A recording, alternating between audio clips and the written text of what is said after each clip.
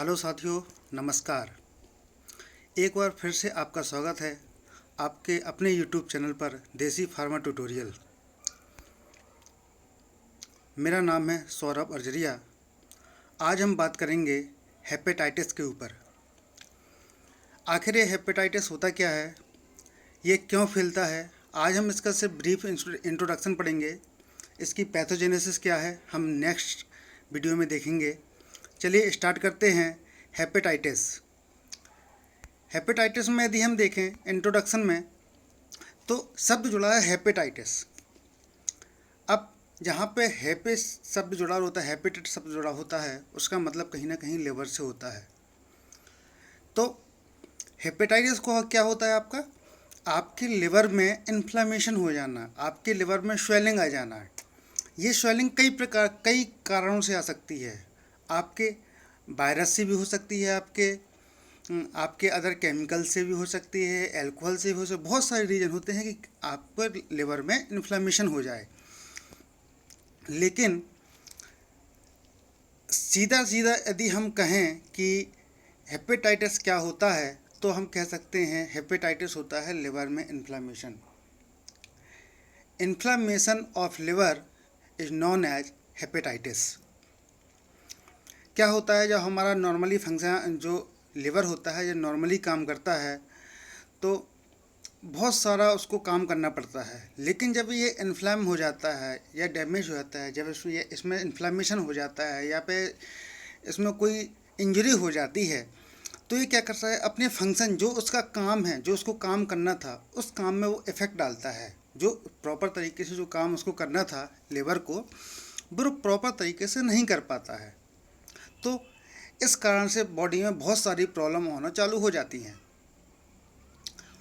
अब कौन कौन से ऐसे रीजन अभी बताए थे पहले कि एल्कोहल का यूज, बहुत ज़्यादा मात्रा में आपने एल्कोहल का सेवन कर लिया हो, आपने कोई टॉक्सिक एजेंट का सेवन कर लिया हो, या बहुत सारे मेडिसिन्स होती हैं, ड्रग्स होती हैं, उनका सेवन कर लिया हो, या अदर कोई कंडीशन भी होती, मेडिकल कंडीशन भी हो सकती हैं जिससे कि आपके लिवर में इन्फ्लामेशन हो जाए। तो बेसिकली सीधा सीधा हम कहें तो लिवर में इन्फ्लामेशन ही कहलाता है आपका हेपेटाइटिस। और यदि इसके मुख्य कारणों पर जाएं, तो इसके मुख्य कारण के जो वजह है वो है वायरस। अब वायरस कौन कौन से हैं? वायरस ABCDE और जी भी होता है, लेकिन अभी फ़िलहाल हम डिस्कस करेंगे ABCDE।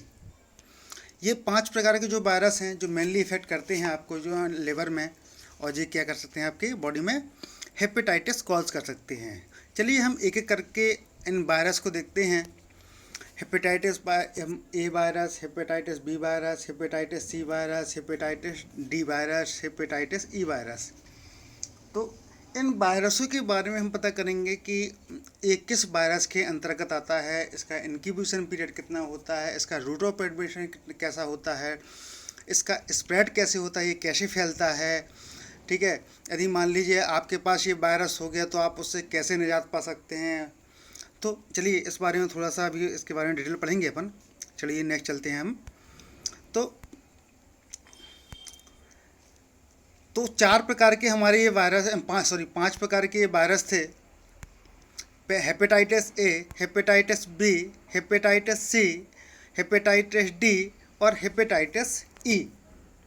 ये सभी वायरस हैं जो हेपेटाइटिस कॉज करते हैं। इसके अलावा भी कुछ और चीज़ें भी हैं। टॉक्सिन में क्या जाता है आपका, एल्कोहल और मेडिसिन्स, ड्रग्स। कौन सी ऐसी ड्रग्स हैं? आइसोनाइजेड हो गया, मिथाइल डोपा हो गया, एमेंड्रॉन हो गया। ये जो ड्रग्स होती हैं, ये ड्रग्स हेपेटाइटिस कॉज कर सकती हैं। चलिए बात करते हैं कि करके। तो हेपेटाइटिस A की बात करेंगे तो इसके क्लासिफिकेशन की बात करें, ये किस कैटेगरी के अंतर्गत आता है। तो ये जो वायरस आता है, पिकोरना वायरस की फैमिली से बिलोंग करता है, और इसमें जेनेटिक मटेरियल जो होता है, आप यहाँ पे जेनेटिक मटेरियल के बारे में हम बात करेंगे तो कहलाते हैं डीएनए या आरएनए, जो भी इसमें प्रेजेंट हो। तो इसमें स्पेशली जो प्रेजेंट होता है वो होता है आरएनए। नेक्स्ट, स्प्रेड कैसे फैलेगा ये? तो फेसिस मीन्स इसका मतलब होता है मल, मल द्वारा होता है। रूट ऑफ ट्रांसमिशन, अब ये कैसे फैलेगा, किस रास्ते से फैलेगा?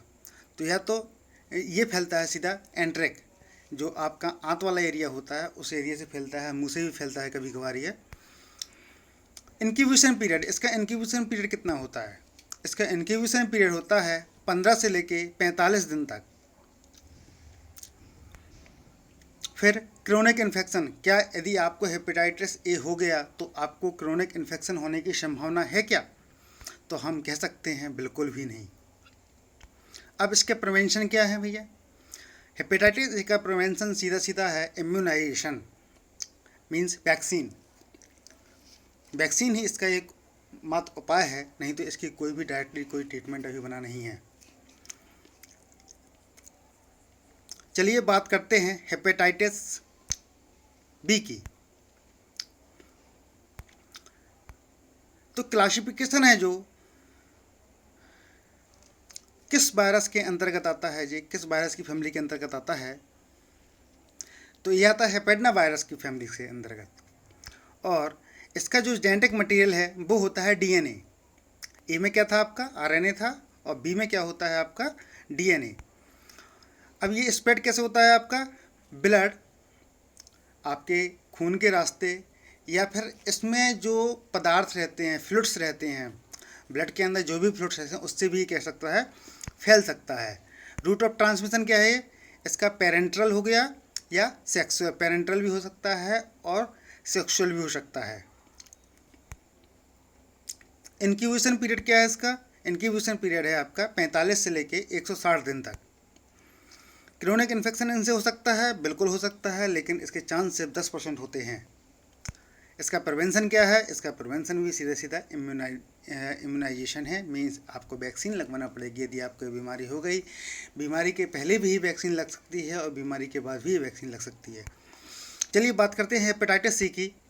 तो हेपेटाइटिस सी का जो क्लासिफिकेशन है, जो फैमिली के वायरस की फैमिली है वो है फ्लेवी वायरस, इस फैमिली के अंतर्गत आता है ये। और इसका जेनेटिक मटेरियल जो है वो है आरएनए। स्प्रेड किसके माध्यम से होगा आपका? ब्लड या इसके फ्लूइड्स के अंतर्गत से, ब्लड या ब्लड से जो ड्राइव्ड फ्लूइड हैं उसके से भी फैलता है। और ये रूट ऑफ ट्रांसमिशन क्या है इसका? इसका रूट ऑफ ट्रांसमिशन है पेरेंट्रल। इंक्यूबेशन पीरियड क्या है इसका? 15 से लेके 150 दिन तक है इसका। और क्रोनिक इन्फेक्शन की संभावना है क्या? हाँ बिल्कुल है, लेकिन इसके 50% चांस हैं। प्रिवेंशन क्या है इसका? भी प्रिवेंशन आपका क्या है? इम्यूनाइजेशन। चलिए बात करते हैं हेपेटाइटिस डी की। हेपेटाइटिस डी का जो क्लासिफिकेशन है, जो इसका फैमिली है वो है डेल्टा वायरस, और इसका जेनेटिक मटेरियल होता है आरएनए। इसका जो स्प्रेडिंग होती है वो होती है ब्लड या ब्लड के फ्लूइड के द्वारा। और इसका जो रूट ऑफ एडमिशन होता है वो होता है पेरेंट्रल। इंक्यूबेशन पीरियड जो है इसका वो है 30 से लेकर 60 दिन। अब ये इसमें क्रोनिक इन्फेक्शन होने की संभावना होती है क्या? बिल्कुल होती है, 50% इसमें होती है। सॉरी, इसमें गलत लिखा है, 50% नहीं होती है इसमें 85% के चांसेस होते हैं कि आपको क्रोनिक इन्फेक्शन हो सके। तो इसका प्रिवेंशन है क्या? बिल्कुल है, लेकिन इसमें अल्फ़ा इंटरफेरोन थेरेपी की जाती है, और वो भी 12 महीने तक। इससे आप हेपेटाइटिस डी के से भी आप हेपेटाइटिस डी क्या होता है, वायरस जो है वो ख़त्म हो जाता है। चलिए बात करते हैं हेपेटाइटिस ई की। तो हेपेटाइटिस ई जो है, जो कि इसका जो फैमिली है वो है हैप्पी वायरस, और इसका जो जेनेटिक मटेरियल है वो है आरएनए। स्प्रेड होता है आपका ये फेकल ओरल, मीन्स मल के द्वारा या मुंह के द्वारा। इसका जो रूट ऑफ ट्रांसमिशन है वो है पेरेंट्रल है, और सॉरी पेरेंट्रल नहीं है इसका जो रूट ऑफ ट्रांसमिशन है वो है आपका इंटेस्टाइन, आंत, एंट्रिक। इंक्यूबेशन जो पीरियड है इसका वो है 30 से लेकर 60 दिन। क्रोनिक इन्फेक्शन जो है वो उसमें नहीं होता है। यदि आपको हेपेटाइटिस ई वायरस से आपको हेपेटाइटिस होता है तो आपको क्रोनिक इन्फेक्शन नहीं होगा। इससे बचने का तरीका है आपका सिर्फ और सिर्फ इम्यूनाइजेशन। ये थी हमारा सिर्फ एक ब्रीफ इंट्रोडक्शन हेपेटाइटिस के बारे में। अब इसके बाद जो हम नेक्स्ट चैप्टर लेके आएंगे वो लेके आएंगे pathogenesis of ABCDE, hepatitis virus ABCDE। इसकी हम पैथोजेनेसिस लेके आएंगे। बहुत जल्द कोशिश करेंगे कि इसकी पैथोजेनेसिस हम आपके सामने लाएं। तब तक के लिए थैंक यू वेरी मच। साथ ही एक निवेदन और करेंगे, हमारे वीडियो को लाइक करें, सब्सक्राइब करें और आप कोई सुझाव देना चाहते हैं तो उस पर कमेंट करें और अपने दोस्तों के साथ शेयर करें। धन्यवाद।